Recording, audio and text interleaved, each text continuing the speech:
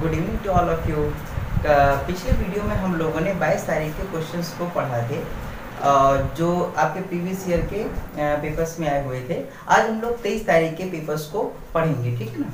तो ये चीज़ है, देखिए 23 तारीख का ही पेपर है, 23/9 को हुआ था, ठीक है। तीनों शिफ्ट के पेपर्स को लिया है, उसमें जो न्यूमेरिकल्स आए हैं उनको हम लोग सॉल्व करेंगे, ठीक है ना। पहला न्यूमेरिकल देखिए, कह रहा है यदि कोई वस्तु 60 मीटर प्रति सेकंड के वेग से, यानी कि जो वेग दे रखा है ये कितना, वेग को 20 से दर्शाते हैं, वेग दे रखा है 20 मीटर पर सेकंड, 60 मीटर पर सेकंड, 60 मीटर पर सेकंड। मीटर पर सेकंड जो है वेग की जो है मात्रक होता है, मीटर पर सेकंड के वेग से गति कर रही है, तो 480 मीटर की दूरी तय करने में कितना समय लगेगा। यानी कि दूरी दे रखा है 480 मीटर, ठीक है, कितना समय लगेगा, समय पूछा गया है। तो हम लोग दूरी का सीधा सीधा फॉर्मूला लगा देंगे, ठीक है। दूरी बराबर वेग बराबर दूरी बटा समय। जैसे चाल होती है, ठीक है, जैसे चाल होती, चाल बराबर दूरी बटे समय, वैसे यहाँ पे वेग है, ठीक है। वेग कितना दे रखा है 60, दूरी कितनी दे रखी 480 मीटर और समय दे रखा है, ठीक है। समय निकालना है, 0 से 0 कट गया, 6 8 48 यानी कि 8 सेकंड का आंसर आ गया, आपका समय आ गया, ठीक है ना। ये हो गया। उसके बाद अगला ये कह रहा है 50 किग्रा द्रव्यमान वाले एक स्थिर पिंड की 6 मीटर ऊंचाई पर निहित ऊर्जा कितनी होगी, ठीक है। 50 किलोग्राम, तो यहाँ पर 50 जो है किलोग्राम द्रव्यमान दे रखा है, यानी कि जो द्रव्यमान दे रखा है, यानी कि मास जो दे रखा है वो 50 केजी दे रखा है, मास 50 केजी दे रखा है। एक स्थिर पिंड की 6 मीटर ऊंचाई, यानी कि जो हाइट दे रखी है, ऊंचाई जो दे रखी है हाइट, वो कितनी दे रखी है, वो दे रखी 6 मीटर, ठीक है। तो एक कोई पिंड है, इस पिंड को ऊंचाई तक उठा लीजिए। जब इस पिंड को ऊंचाई तक उठा लेंगे तो उसमें क्या आ जाती है, एक संचित हो जाती ऊर्जा। कौन सी ऊर्जा हो जाती है, स्थितिज ऊर्जा हो जाती है। तो ये जो स्थितिज ऊर्जा हो जाती है, पोटेंशियल एनर्जी हो जाती है स्थितिज ऊर्जा। तो स्थितिज ऊर्जा क्या हो जाती है, mgh हो जाती है, यानी कि मास 50 इंटू जी का मान है 10 एंड h6, ठीक है, 6 पंचे 30, 0, ठीक है। इतना जूल ये आ जाएगा, यानी कि 3 जूल इसको कहा जाता है, 3 किलो जूल कहा जा सकता है, 3 किलो जूल, ठीक है। तो 3000 जूल या 3 किलो जूल आ जाएगा। फिर अगला है, यदि एक साइकिल की गति को दुगना कर दी जाए तो गति ऊर्जा पे क्या प्रभाव पड़ेगा। यानी कि जो वेग है, ठीक है, जो वेग है वो दोगुना कर दिया जाए, ठीक है, दोगुना कर दिया जाए। मान लो पहले 1 था, फिर उसके बाद 2 कर दिया जाए, यही दोगुना हो गया। तो उसकी गतिज ऊर्जा पे क्या प्रभाव पड़ेगा, देखिए। तो गतिज ऊर्जा यानी कि काइनेटिक एनर्जी क्या होती है, हाफ mv², ये होती है। तो देखिए mv² जब होती, इतने से तो कोई मतलब नहीं है, केवल वेग को दुगना कर रहा है। किसको, वेग को दुगना कर रहा है। तो दोगुना कर रहा है, तो 2 का देखिए v का क्या है, स्क्वायर है, तो 2 का स्क्वायर करोगे तो क्या हो जाएगा, 4 हो जाएगा, यानी कि 4 गुना हो जाएगा। यानी कि अगर वेग को दोगुना करोगे तो काइनेटिक एनर्जी कितनी हो जाएगी, 4 गुना हो जाएगी। अगर यहाँ पे मान लीजिए 3 गुना होता, ठीक है, तिगुना करते, तो तिगुना करते तो काइनेटिक एनर्जी कितनी हो जाती, 3 का स्क्वायर हो जाता है, यानी कि 9 गुना तब हो जाती, ठीक है। तो हमेशा जितना गुना करेगा उसी का जो है स्क्वायर हम लोग ले लेंगे, ठीक है, जितना गुना करेगा उसी का स्क्वायर हम लोग ले लेंगे, ठीक है ना। तो ये चीज है, ठीक है। फिर उसके बाद जो है दे रखा है 50 किलोग्राम भार का एक लड़का, ठीक है, क्या कह रहा है, देखिए जरा, 50 किलोग्राम भार का एक लड़का 45 सीढ़ियां चढ़ता है और 9 सेकंड में चढ़ता है। प्रत्येक सीढ़ी की जो ऊंचाई है वो 15 सेंटीमीटर है, तो उसकी शक्ति का पता लगाइए। अजीब क्वेश्चन है, शक्ति का पता लगाना है, यानी कि शक्ति, पावर, ठीक है, पावर, शक्ति बराबर पावर होता है, और पावर बराबर क्या होता है, W/T होता है, ठीक है, W/T होता है। अब W कैसे निकालें, देखिए क्या क्या दे रखा है, भार दे रखा है, यानी कि मास दे रखा है, भार दे रखा है, मास यानी कि 50 केजी ये दे रखा है। फिर उसके बाद जो है और क्या दे रखा, समय दे रखा है, समय यानी कि टाइम दे रखा है, कितना दे रखा है, 9 सेकंड, ये दे रखा है 9 सेकंड है, ठीक है, 9 सेकंड दे रखा है। फिर कह रहा ऊंचाई पर गया ना, सीढ़ी चढ़ के गया तो सीढ़ी चढ़ के गया का मतलब ये है ऊंचाई पर गया। तो ऊंचाई पर वो जब गया तो यानी कि उसमें हाइट आ जाएगी। तो हाइट जब आ जाएगी यानी कि 45 सीढ़ियां हैं और एक सीढ़ी की जो ऊंचाई है वो कितना है भाई, सीढ़ियां जो देखी होंगी ना, सीढ़ियां पर सीढ़ियां, एक सीढ़ी की जो ऊंचाई है वो 9 कितना देखा 15 सेंटीमीटर है। ठीक है, तो एक सीढ़ी जब 15 सेंटीमीटर की है तो 45 सीढ़ियां कितनी की हो जाएंगी, 45 से गुणा कर देंगे, यानी कि ये पूरी जो है क्या आ जाएगी, हाइट आ जाएगी। ठीक है, ये पूरी हाइट आ जाएगी, यानी कि बच्चा जो है सीढ़ियां चढ़कर इतने ऊपर गया। ठीक है, कितना, इतना, गुणा कर लेंगे आ जाएगा। अब ये बताइए हमें W चाहिए, W का मतलब कार्य चाहिए। ठीक है, अगर हमें P निकालना है तो हमें कार्य चाहिए। कार्य क्या होता है, तो कार्य निकालने के लिए इसमें कार्य बराबर यानी कि W निकालना है, तो कार्य निकालने के लिए इसमें पर्याप्त चीजें हैं नहीं। दूसरी चीज ये है, जब भी कोई भी वस्तु नीचे से ऊपर जाती है, ठीक है, नीचे से ऊपर जाती है तो उसमें स्थितिज ऊर्जा आ जाती है। तो यहां पर भी W यानी कि जो कार्य होता है, ठीक है, कार्य हमेशा ऊर्जा के बराबर होता है, कार्य हमेशा ऊर्जा के बराबर होता है। और जब कोई वस्तु नीचे से ऊपर जाती है तो उसमें एक ऊर्जा स्थित हो जाती है, जिसे कहा जाता है स्थितिज ऊर्जा, जो mgh के बराबर होती है। तो यहां भी कार्य की जगह पे आप क्या रखोगे, mgh रखोगे। कितना, mgh रखोगे, नीचे टाइम रख दीजिए, बस इससे आ जाएगा। m की वैल्यू कितनी है 50, g की वैल्यू कितनी है 10, h की वैल्यू कितनी है 45 इंटू 5 एंड t की वैल्यू कितनी है 9, 9 5 से इतना हो गया। ठीक है, 5 25 हो गया।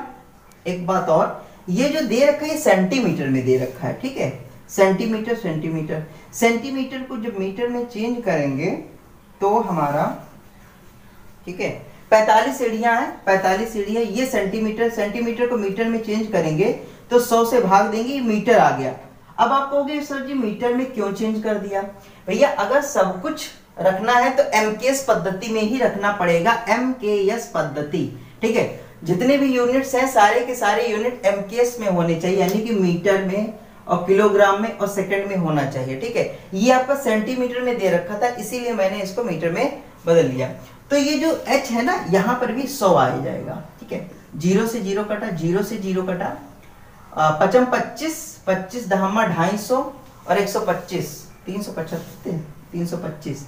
ठीक है, तो मल्टीप्लाई कर देंगे, 25 दहमा 250 और 25 में 125 यानी कि 375। ठीक है, और ये शक्ति है तो वाट आ जाएगा। लड़के के अंदर इतनी शक्ति है। ठीक है, 375 जो है वाट की लड़के के अंदर शक्ति है। ठीक है, समझ में आया होगा। केवल शक्ति पूछा था, शक्ति के लिए W लगा देंगे, लेकिन W के लिए हमारे पास पर्याप्त चीजें नहीं है। और वैसे भी कोई चीज अगर ऊपर जाती है उसमें स्थितिज ऊर्जा आ जाती है, तो स्थितिज ऊर्जा के लिए पर्याप्त डाटा है, हमने स्थितिज ऊर्जा का सूत्र लगा दिया और हमारा आंसर आ गया। ठीक है ना, अगला क्वेश्चन करते हैं। कह रहा है 10 मीटर प्रति सेकंड के गतिमान एक 2000 किलोमीटर का ट्रक, 2000 किलोग्राम का ट्रक है, जो एक खड़ी हुई कार से टकराता है और टकराव के बाद दोनों एक साथ 8 मीटर की गति से चलते हैं, तो कार्य का द्रव्यमान बताइए। यानी कि लड़ने वाला क्वेश्चन है, ये क्वेश्चन है आपका संघट्य का। ठीक है, यानी कि लड़ने के बाद देखिए क्या होता है।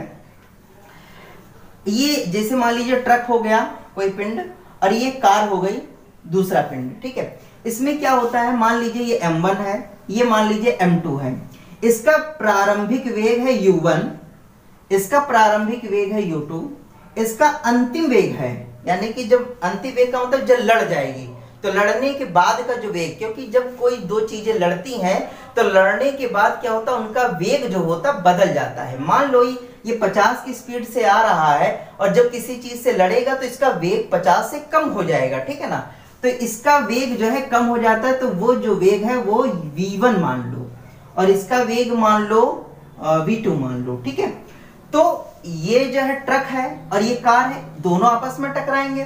टकराने के बाद क्या होगा कि जो भी मतलब कि फिर उनका वेग बदला जाएगा, तो उसके बाद जो है ये ज्ञात करना है कि कार का द्रव्यमान कितना है। ठीक है, तब देखते हैं डाटा क्या क्या दे रखा है। कह रहा 10 मीटर प्रति सेकंड की गतिमान एक ट्रक का दे रखा है। ये ट्रक बड़ा वाला मान लिए 200 kg, 2000 kg इसका द्रव्यमान है और इसका जो वेग दे रखा है ये दे रखा 10 मीटर पर सेकंड, ये वेग दे रखा है। ट्रक है, ट्रैफिक लाइट पे खड़ी हुई है कार से, तो कार जो है ना वो खड़ी हुई है। खड़ी हुई का मतलब कितना है, ये 0 है। जब कार खड़ी हुई है यानी कि उसका प्रारंभिक वेग 0 रखेंगे क्योंकि वो तो खड़ी हुई है, ठीक है। और फिर उसके बाद जो है टकराव के बाद दोनों एक साथ 8 मीटर प्रति सेकंड के वेग से चलते हैं, यानी कि ये तो खड़ी हुई थी और इसने आया इसको ठेल दिया। जब ठेल दिया तो ये जो है 8 मीटर पर सेकंड की जो है गति से ये चलने लगेगी, यानी कि फिर और ये भी चलने लगेगी क्योंकि टकरा चुका है। तो इसका जो वेग है वो भी 8 मीटर पर सेकंड है और इसका वेग है 8 मीटर पर सेकंड है। वो कह रहा कि दोनों लोग चलने लगे 8 मीटर प्रति सेकंड से, ठीक है। तो ये डाटा दे रखा और पूछ रहा है कार का जो है वो द्रव्यमान बताइए, कितना द्रव्यमान है। कैसे बताएंगे, एक फॉर्मूला होता है m1 u1 plus m2 u2 बराबर m1 v1 m2 v2। सरल सा फॉर्मूला है, कोई बड़ी कठिन नहीं है। m1 m2 को u के साथ ले लो और फिर m1 m2 को v के साथ ले लो, बस इसमें पुटअप करेंगे। m1 की वैल्यू हो गई 2000 इंटू u1 की वैल्यू हो गई 10 प्लस m2 की वैल्यू पता नहीं क्या है और u2 की वैल्यू तो 0 है, ठीक है। जब ये 0 से गुणा होगा तो ये तो पूरा का पूरा क्या हो जाएगा, 0 हो जाएगा, खत्म हो जाएगा। बराबर की जगह पे बराबर, m1 फिर 2000 आ गया और ये v1 कितना दे रखा है, ये 8 दे रखा है, प्लस m2 आ गया और v2 कितना दे रखा, 8 दे रखा है, ठीक है ना। अब ये हो जाएगा 20,000 और ये हो जाएगा 8 × 16,000 प्लस m2 8। ये 20,000 से 16,000 जाएगा तो 4,000 आएगा, 8 m2 आ जाएगा, 8 से काटेंगे 500 बचेगा, यानी कि 500 जो है ये इसका कार का वेग आ गया। तो ये आपको फॉर्मूला याद रखना पड़ेगा, ठीक है। इस तरीके से ये लगता है। अगला लिखेंगे 750 वाट की एक वॉशिंग मशीन का उपयोग, 750 वाट दे रखा है, ठीक है। 750 वाट दे रखा है, 750 वाट दे रखा है, यानी कि ये क्या है, शक्ति है, पावर है, मशीन की एक शक्ति या पावर है, का उपयोग 4 घंटे प्रतिदिन किया जाता है। यानी कि समय जो दे रखा है वो 4 घंटा दे रखा है और प्रतिदिन किया जाता है। तो एक दिन में मशीन द्वारा कितनी ऊर्जा की खपत होगी, तो खपत की ऊर्जा यानी कि यूनिट निकालना है कुल मिला के, ठीक है। ऊर्जा, खर्च ऊर्जा निकालना है, तो खर्च ऊर्जा किस में निकलती है, जो खर्च ऊर्जा होती है वो यूनिट्स में निकलती है या किलोवाट घंटा में निकलती है। तो किलोवाट घंटा में क्या होता है, वाट इंटू घंटा इंटू दिन बटे में 1000, ठीक है, ये होता है। वाट कितना दे रखा, 750 वाट दे रखा, घंटा कितना, 4 घंटा, इंटू में दिन कितना, 1 दिन, बटे में 1000 लिख देंगे। 75 दूना 150, 150 दूना 300, तो 300 आ गया, एक जीरो और आ गया, बटे में 1000 रहा, ये 0 0 कट गया, 3 जूल, 3 यूनिट आ जाएगा, ठीक है। 3 यूनिट या किलोवाट आवर इसकी जो है मान आ जाएगा। फिर अगला दे रखा है 0 डिग्री सेल्सियस को फ़ारेनहाइट में चेंज करना है, ये भी बहुत क्वेश्चन आता है आपका, ठीक है। 0 डिग्री सेल्सियस को चेंज करना है आपको फ़ारेनहाइट में, कैसे चेंज करेंगे, देखिए कैसे चेंज करेंगे। जो 0 डिग्री सेल्सियस होता है, ठीक है, सेल्सियस पैमाना होता है, उसमें से 0 डिग्री, ठीक है, जो 0 डिग्री से शुरू होता है, यानी कि सेल्सियस का पैमाना 0 डिग्री से शुरू होता है और उसमें जो पानी जो उबलता है वो 100 डिग्री पे उबलता है, यानी कि बीच में उसके जो है 100 खाने होते हैं। तो C - 0/100 बराबर F - 32, इसका जो है 32 से शुरू होता है फ़ारेनहाइट का और इसमें कुल मिला के 180 खाने होते हैं, यानी कि 180 डिग्री तक जाता है। रख देंगे वैल्यू, ठीक है, यहाँ पे 0 का कोई मतलब नहीं है। C का मान कितना दे रखा, 0 डिग्री, तो यहाँ पे जब आप 0 रखोगे, ठीक है, F - 32 180, जब ये 0 रखोगे तो ये पूरा 0 कर देगा, ये इधर जाएगा, ये पूरा 0 हो गया, 0 बराबर F - 32 बटे में 180, ये भी इधर जाएगा, ये भी पूरा 0 हो जाएगा, जब 0 हो जाएगा बराबर 0 के, तो F = कितना, 32 आ जाएगा। तो ये इसका जो है आंसर आ जाएगा। फिर अगला दे रखा है 20 किग्रा द्रव्यमान की एक वस्तु, 20 किग्रा द्रव्यमान मास, ठीक है, 20 किग्रा द्रव्यमान की एक वस्तु 5 मीटर के वेग से, वेग जो दे रखा है वो कितना दे रखा है, 5 मीटर पर सेकंड।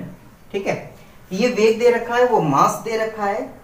समान वेग से गतिमान वस्तु पर द्वारा लगाएगी गतिज ऊर्जा बताइए, काइनेटिक एनर्जी, यानी कि गतिज ऊर्जा बतानी है। हाफ mv² होता है, हाफ m की वैल्यू हो गई 20 इंटू वी का स्क्वायर, यानी कि 5 का स्क्वायर कर देंगे, 10 आ गया, 5 का स्क्वायर 25, 250, ये आ जाएगी जूल। ऊर्जा जो लिखी जाती है जूल में लिखी जाती है।